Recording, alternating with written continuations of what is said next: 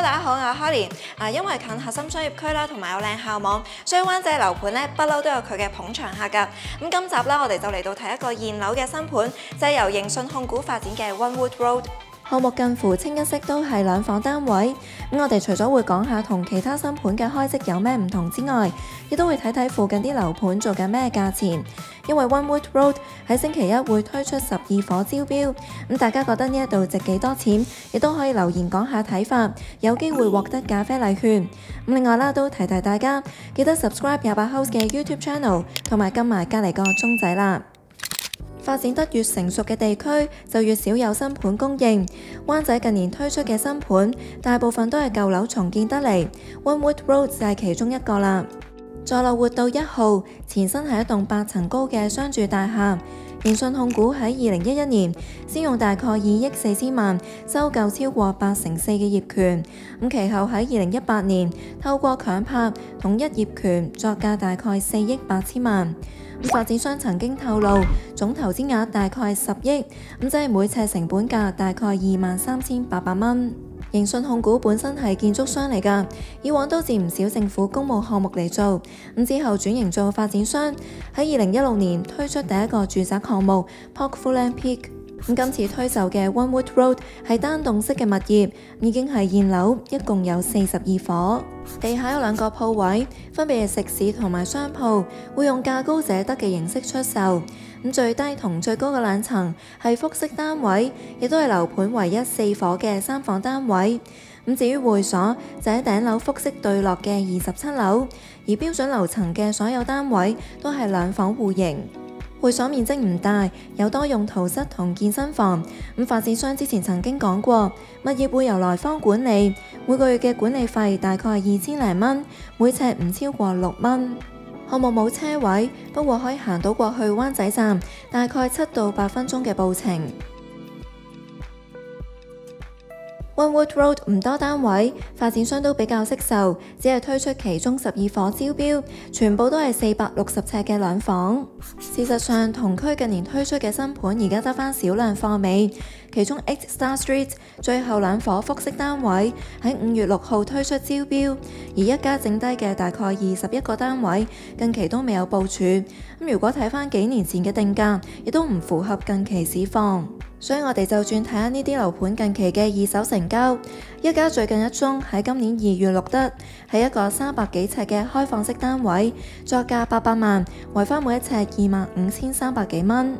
不過 Onewood Road 最細單位都有2房起步，咁揾翻啲單位開則大少少嘅樓盤做對比，就更加理想啦。好似灣仔站隔離嘅大型屋苑喜匯，超過400尺嘅單位，作價1020萬，維翻每一尺23,600幾蚊。咁如果用23,600蚊推算 ，Onewood Road 嘅2房樓價大概1085萬。用呢一個樓價計一計數，因為過咗1000萬，最多只可以借到900萬，首期要俾大概185萬，月供44000幾蚊，月入要求係88600幾蚊。買嚟收租嘅話，喜匯差唔多大嘅單位月租大概26000蚊。假設 Onewood Road 每尺管理費係5蚊，扣咗相關開支之後，可以有2.6厘嘅回報率，略低過大市水平。不過要留意，喜匯嘅樓齡已經有大概10年，而且管理費嘅資料亦都未完全定實。以上嘅推算只係俾大家做個參考。始終 Onewood Road 都係招標緊賣，未有公布任何價單。打開我哋嘅28 House App，click 我要買樓新盤嗰度，再撳入去 Onewood Road， 會見到樓盤以2房為主，主攻家庭客嘅市場。下路同同街另一個新盤唔同，恒地旗下嘅活道項目主攻細單位，估計會吸引多啲投資者。Onewood Road 嘅標準樓層，一層有2房，同樣係2房單位，共用2部 lift。發展商開放咗15樓全層，加埋2個示範單位俾公眾參觀，同一般新盤嘅開則都有啲唔同。我哋邊睇樓邊講。先睇 A 室，實用面積460尺，設計風格比較樸實，只係擺咗一啲基本家私，冇改動過間隔，亦都冇做太多嘅裝飾。嗱，喺大門口一入到嚟咧，咁喺廚房同埋廁所中間呢個粒位咧，發展商都冇嘥到噶，咁啊做咗一個中空嘅獅子櫃啦，咁下面咧就可以擺鞋，中間呢一格咧就可以擺啲信啊、鎖匙嘅濕碎嘢，咁上面嗰格咧其實佢就收埋咗電箱，不過剩低嘅位置咧都可以攞嚟放下雜物。廚廁對出嘅玄關連埋儲物櫃嘅位置，大約有19尺。至於客飯廳嘅主體面積就大概122尺，同一般兩房客廳都差唔多大。不過呢一度嘅樓層高度去到3.5米，高過一般新樓嘅3.15米，都幫到加大空間感。鋪咗地磚，而唔係新盤常用嘅複合木地板。兩廳佈局分明，飯廳嗰邊擺咗長凳同埋2張餐凳，可以容納到4個人。咁至於客廳嗰邊就擺一張2人梳化同電視機櫃，梳化側邊仲剩少少位，有需要嘅話擺張大啲嘅都得。嗱，成個客廳咧闊超過2.5米，不過你都可以見到啦，其實個露台咧都有翻咁上下闊㗎，所以為咗就呢邊嘅牆身啦，而家呢一度咧就淨係放咗一個比較薄身嘅電視機櫃，咁雖然儲物量就細啲，咁但係就會顯得空間更加闊落。客廳盡頭相連22尺嘅露台，冇其他窗，只可以靠打開露台門通風。單位向西北方，以樓景為主，直望係23層高嘅廣生行大廈。而 Onewood Road 最高就去到29樓，咁估計得極高層單位嘅視野先至會比較開揚。向下望係樓高9層嘅長春大廈，10樓以下嘅單位景觀或者會更加壓迫，同時面向馬路，有機會受到車聲嘅影響。跟住咧就同大家睇埋寢區啦。咁因為呢度咧2間房咧就係分佈喺客廳嘅左右兩邊啦，咁所以就冇走廊位嘅。而家咧我哋就先睇呢一間。入到嚟咧，好明顯咧就係一個主人房嘅佈局啦。咁你見到咧佢靠窗就擺咗張雙人床啦，咁然後門後邊呢個粒位咧就做咗一個到頂嘅大衣櫃，跟住咧仲喺中間呢個位置咧延伸咗一張書台仔出嚟㗎。呢一間房有大約66尺，大過一般新盤細房嘅45尺，所以見到擺完家私之後都仲剩走動空間。睡房同客廳同向，同樣以樓景為主，咁不過因為佈局上凹咗入去，部分視野會俾客廳埲牆遮咗。轉過去另一間房睇下啦，面積同頭先嗰間差唔多大，大約有65尺，打造成為2個小朋友嘅睡房，同頭先間房一樣，冇做到玻璃幕牆，咁不過呢一間房隻窗就明顯細過一般新盤，採光度或者會比較遜色。咁而家書台係貼住窗邊嚟擺，而睡床就靠向窗側邊埲牆打直咁擺，床頭就預留咗位裝嵌衣櫃。因為樓底咧都有翻咁上下啦，咁所以咧見到呢一間房咧擺完張上下格床之後，個上格床咧距離天花咧都有翻咁上下，咁就算坐喺上面咧都唔會頂頭啦。跟住落嚟參觀浴室 ，Onewood Road 所有標準單位嘅廁所都有窗，而唔係新盤常見嘅黑廁。呢一度有大概45尺，拍得住一般單位啲細房咁大，咁所以見到擺完浴缸之後，洗手盆側邊都有唔少工作台面。咁最後參觀埋廚房啦，係緊廚設計，廚櫃以深色做主調。咁不過因為單位樓底比較高，拎最高嗰格啲嘢嗰陣就未必咁方便啦，一定要擔梯先至得。配備家電全部都係西門子品牌，包括煮食爐、抽油煙機、蒸焗爐、雪櫃同埋洗衣乾衣機等等。呢一邊坐向東南方，望出去嘅景觀甚至比客廳更加開揚。近望冇太多高樓大廈，遠望甚至見到馬場景。咁有時嚟睇樓嗰陣，望到啲牆身因為潮濕搞到發晒毛，咁往往都會俾人一種唔係咁好嘅印象㗎。所以想保持屋企新淨企理嘅話，就要揀一部啱使嘅抽濕機啦。咁今次想同大家介紹翻2款 LG 嘅抽濕機，佢哋都係有1級能源標籤嘅雙迴轉變頻壓縮機。嗱，同傳統或者一般變頻壓縮機去對比，運轉時間係會更短，咁所以能源效益係會更高。能源效益高，亦即係夠晒慳電啦。首先介紹嘅係 LG Object Collection 31L 變頻式智能抽濕機。咁近年嘅裝修風格都好興簡約風同奶油風，而今次 LG 推出嘅全新奶茶色就可以襯翻成間屋嘅色調，咁望落都會靚啲、順眼啲啦。一般嘅抽濕機都有翻咁上下重量㗎，咁仲要成日搬嚟搬去，都咪話唔辛苦啊。咁不過 LG 嘅抽濕機機身就有齊手柄同埋轆，咁可以方便用家碌去屋企唔同嘅位置。嗱，潮濕嗰陣分分鐘都會整到你啲衫褲鞋襪有陣噏味，甚至發毛㗎。不過對付濕氣唔使用劍嘅，用 LG 抽濕機附上嘅專門乾鞋同衣櫃配件就得啦。好似用呢一個 Y 型乾鞋喉管就可以有效抽走鞋入邊嘅水分，而用 T 型衣櫃喉管就可以幫衣櫃抽濕，保持內籠乾爽。仲有，用抽濕機嗰陣都好怕佢好嘈㗎。而今次呢一款就用咗33分貝寧靜運作，就算係日頭 home office 做嘢，又或者夜晚瞓覺抽過夜，都唔會打攪到啦。另一部想同大家介紹嘅係 LG 40 Lip 變頻式離子殺菌抽濕機，外形採用全新嘅原木盒，想型格啲嘅話就啱晒啦。佢仲有40 Lip 特大嘅每日抽濕量，尤其適合好潮濕嘅地區或者大單位。另外佢採用 R32環保雪種，亦都係 LG唯一一款有 R32環保雪種嘅 model 嚟㗎，同而家其他嘅雪種去對比，係更加環保同埋高能源效益㗎。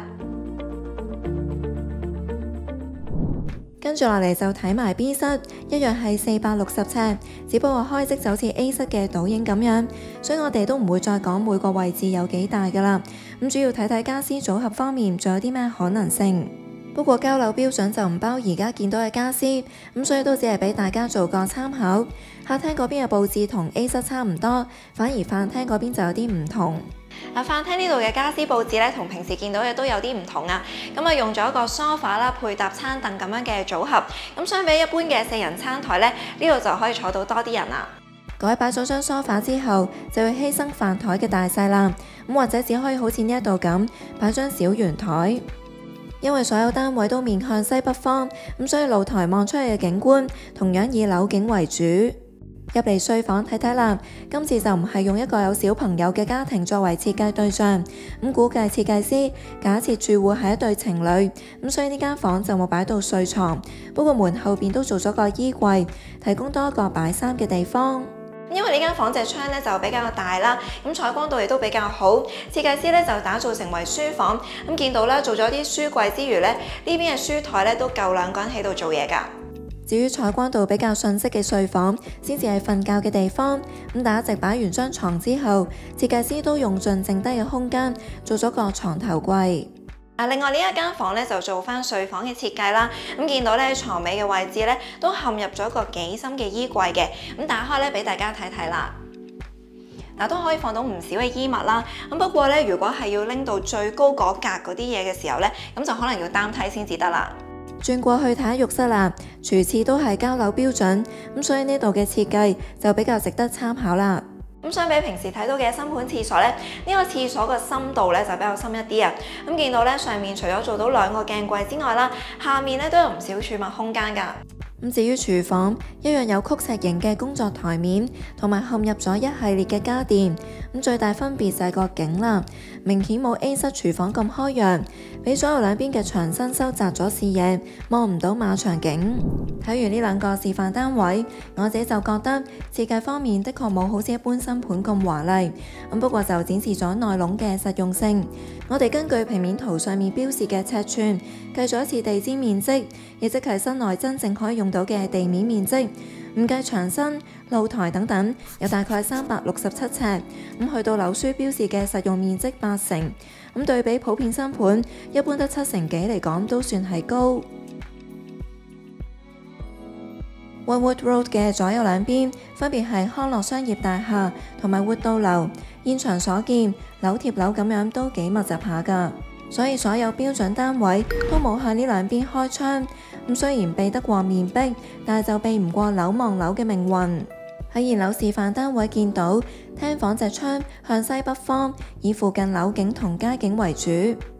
至於廚廁就向翻東南方，景觀相對會開揚啲。